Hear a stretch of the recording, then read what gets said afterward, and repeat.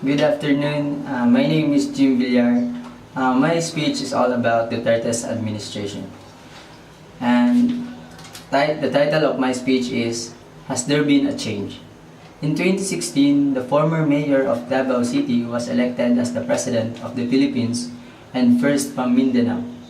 Many Filipino citizens was amazed by him during their campaign period that made him to the top choice for president over his rivals. Duterte is so good in his words that the Filipino is just really alert to his just like campaign slogan, change is coming. That three words made him won as the 16th president of our country because we are hungry for change. However, has there been a change? Looking back in his achievements over the years for our country, I do believe that the president is doing his very best, and indeed he brought changes. These followings are some of the remarkable changes that he made.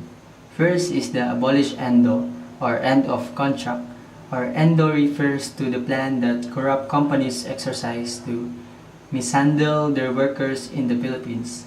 The law requires companies to regularize their workers after 6 months. Unfortunately, some of corporations terminate their workers a month or two before their 6 months of employment. Why? Because that means that they do not have to regularize those workers. ENDO has two results according to Asia Pro. One, it will prevent these laborers from enjoying the full benefits of regular employment, and two, it will allow companies to utilize the skills and talents of these workers without properly compensating them for their efforts. As a Labor Day treat to workers, President Duterte signed this executive order last May 2018. The number two is smoking or firecrackers ban.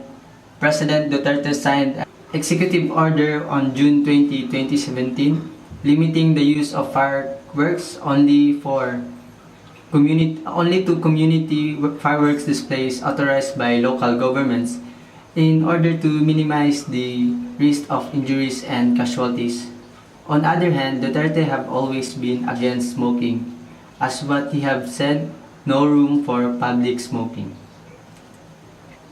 And if someone wants to smoke, he or she needs to find a place where it is allowed, or it must not be an enclosed cubicle inside the building. The third one is the implementation of curfew for minors and liquor ban. 17 years old or younger who party or smoke and drink alcohol until the wee hours of the morning are no longer allowed to roam around the streets after 10 o'clock in the evening. President Duterte vowed to implement a nationwide curfew and liquor ban to protect the welfare of the general populace. A curfew for minors should be implemented to prevent the youth from getting involved in crimes like drug lords use minors in their activities. The police will arrest the parents for letting their children below the age of 18 to be out by themselves, aside from prohibited the sale of alcohol as early as 10 p.m. and liquor ban will start from 2 a.m. Fourth one is the rehabilitation of Boracay.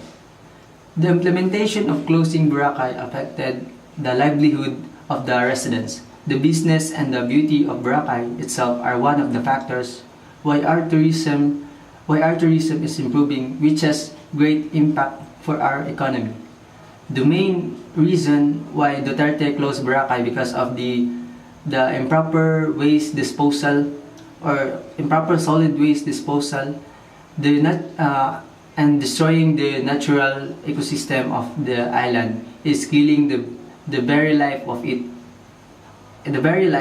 However, closing the island reaped a positive result, and island came back to its natural look or natural beauty: white sand, clear water, and fresh air.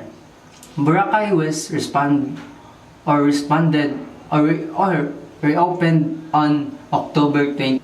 The last one is the war on drugs. War on drugs affected the Filipinos among the other changes that were previously mentioned. The education of drugs caused of a great devastation to the family of the drug dealers, however, this order from our 16th president helped the country lessen crime rates and help the people from different places in our country that were using drugs to change their lifestyle. In conclusion, our president indeed brought a lot of incredible changes. In our country compared to the previous administration. The mentioned changes were just some of his remarkable changes in our country. I may not mention the others, but rest assured that he helped our country. We are hoping to see the continuing improvements and progress of the Philippines under his term. One may think that we have seen his worst, but he continues to strive hard for our country. Yet despite all of his rumblings, it seems that the economy can shrug this off. Thank you.